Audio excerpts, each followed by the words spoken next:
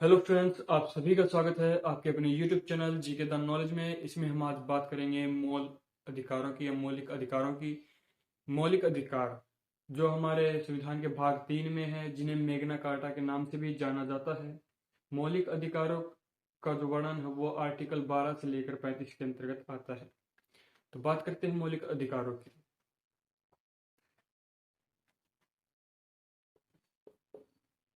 मौलिक अधिकार जिन्हें मैग्ना कार्टा भी कहा जाता है।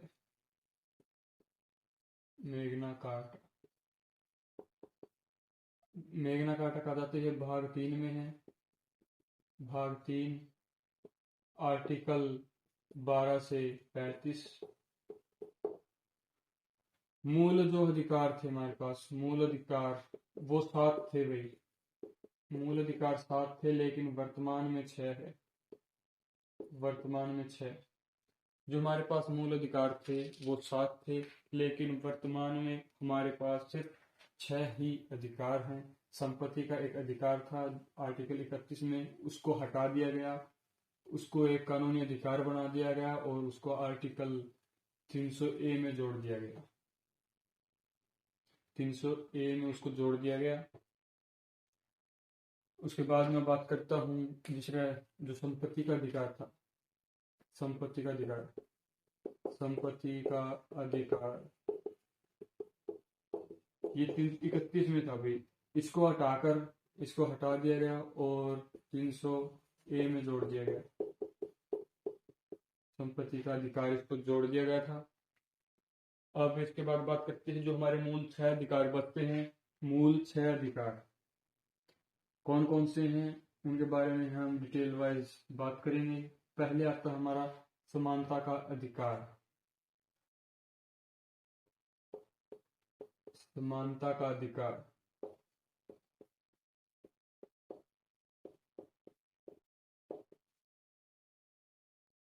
आर्टिकल 14 से 18। समानता का अधिकार, समानता का अधिकार दोस्तों, इसमें सबके लिए समान अधिकार है। सबको समानता का अधिकार मिला हुआ है, जो आर्टिकल 14 से 18 के अंतर्गत आता है। इसमें 5 प्रकार के अधिकार है जो हमें समानता प्रदान करते हैं। पहले आता है कानून के समक्ष समानता। पहला आता है कानून के समक्ष समानता, आर्टिकल 14। इसमें कहा गया है कि सभी व्यक्ति कानून की नज़र में एक समान है। आर्टिकल 14 हमें कहता है कि कोई भी व्यक्ति हो, चाहे वो अमीर हो, गरीब हो, उच्च वर्ग का हो, निम्न वर्ग का हो, किसी भी धर्म का हो, उसके लिए सभी एक समान है। मतलब कानून सबके लिए समान है, किसी के साथ किसी भी प्रकार का कोई भेदभाव नहीं किया जाएगा। आर्टिकल 14 में बताया गया है कानून के समक्ष समान, सभी व्यक्ति एक समान हैं, किसी के साथ किसी भी प्रकार का कोई भेदभाव नहीं किया गया है। फिर आता है आर्टिकल 15, जिसमें बताया गया है भेदभाव की मनाही। भेदभाव की मनाही, आर्टिकल 15। आर्टिकल 15 में कहा गया है कि भेदभाव की मनाही। इसमें कहा गया है कि कोई भी व्यक्ति किसी के साथ मतलब किसी भी प्रकार का कोई भेदभाव नहीं करेगा। जाति, धर्म, लिंग, जन्म, जाति, धर्म, लिंग, जन्म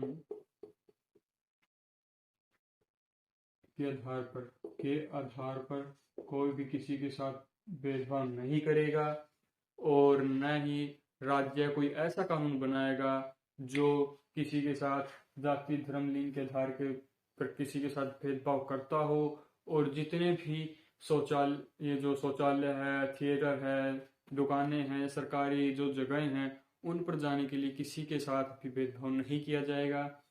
लेकिन इसमें एक अपवाद भी आता है। अपवाद, इसमें अपवाद क्या आता है कि आर्टिकल 15 जो है हमें भेदभाव की मनाही कहता है कि हम किसी के साथ भेदभाव नहीं करेंगे, लेकिन आर्टिकल 15 में एक दो अपवाद क्या है कि इस जाति और लिंग के आधार पर भेदभाव करता है। जाति और लिंग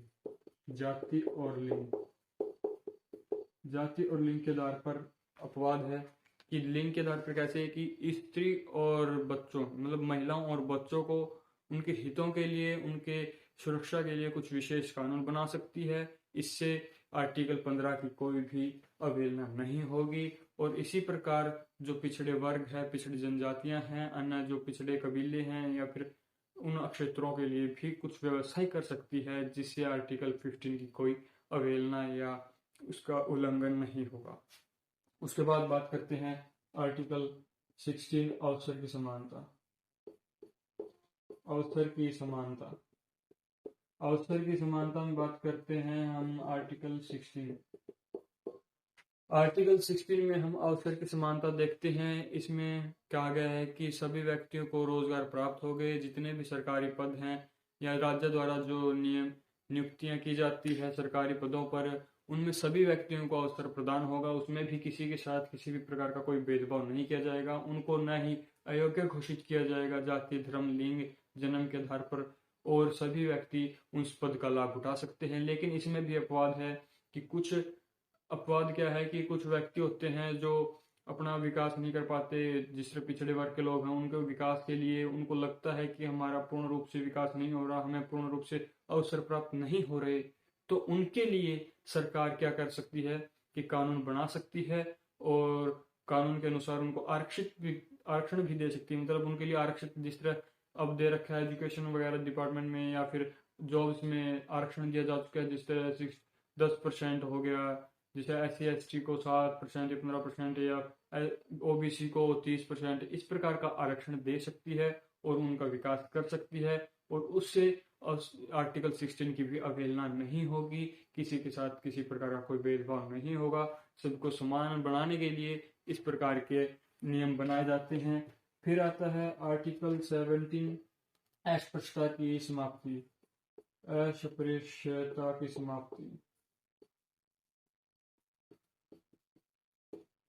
आर्टिकल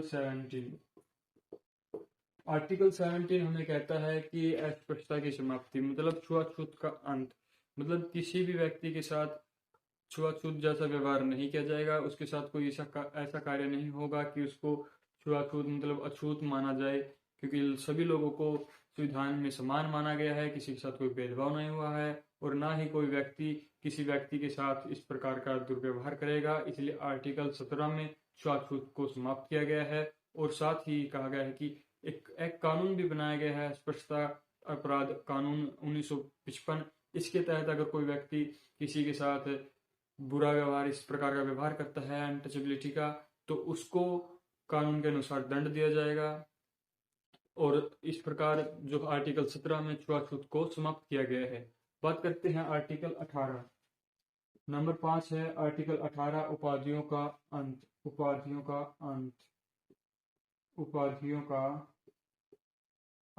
आर्टिकल 18,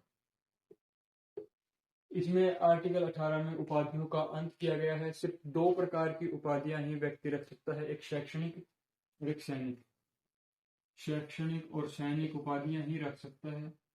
और सैनिक जैसे ये 2 उपाधियां ही रख सकता है। शैक्षणिक में जैसे कोई मास्टर है तो वो मास्टर लगा सकता है अपने नाम के आगे, या PhD होल्डर है तो वो डॉक्टरेट लगा सकता है। लेकिन जो शैक्षणिक है उसमें व्यक्ति क्या सिर्फ लेफ्टिनेंट, गवर्नर या जो लेफ्टिनेंट के अलावा जो ब्रिगेडियर, कैप्टन, इस प्रकार के अपने नाम के आगे लगा सकता है। लेकिन उसके अलावा कोई भी हम किसी भी प्रकार की उपाधि नहीं लगाएंगे, राजा, महाराजा, इस प्रकार की उपाधि नहीं लगाएंगे, क्योंकि इससे जो लोगों में असमानता का भाव आएगा, इसको देखते हुए इन उपाधियों को समाप्त किया गया है। और ना ही कोई व्यक्ति किसी विदेशी राज्य की उपाधियों को ग्रहण करेगा।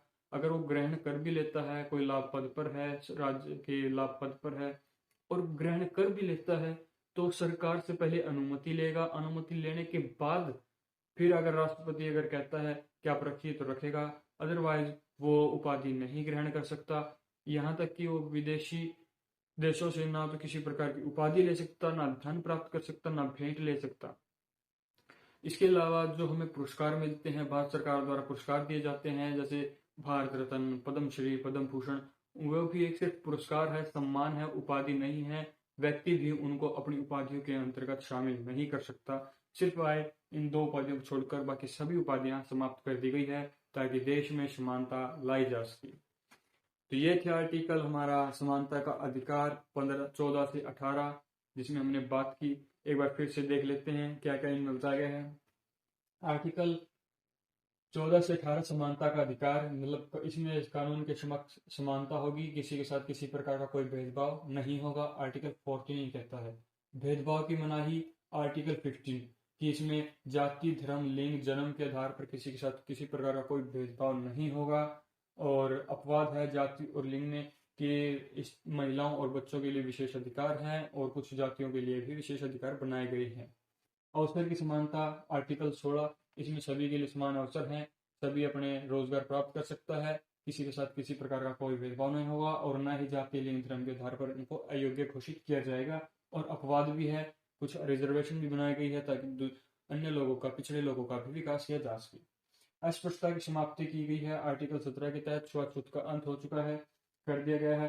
अगर कोई इसका उल्लंघन करता है तो उसको कानून के अनुसार दंड दिया जाएगा। उपाधियों का अंत भी किया गया है। आर्टिकल 18 के तहत सिर्फ शैक्षणिक और सैनिक उपाधियां ही रख सकता है, अन्य उपाधियां उसके लिए खत्म कर दी गई है। कोई व्यक्ति अन्य उपाधियां नहीं रख सकता। तो दोस्तों ये था आर्टिकल 14 to 18 समानता का अधिकार। आई होप आपको वीडियो पसंद आई होगी। ऐसी ही वीडियो के लिए लाइक, शेयर, सब्सक्राइब करते रहिए। धन्यवाद।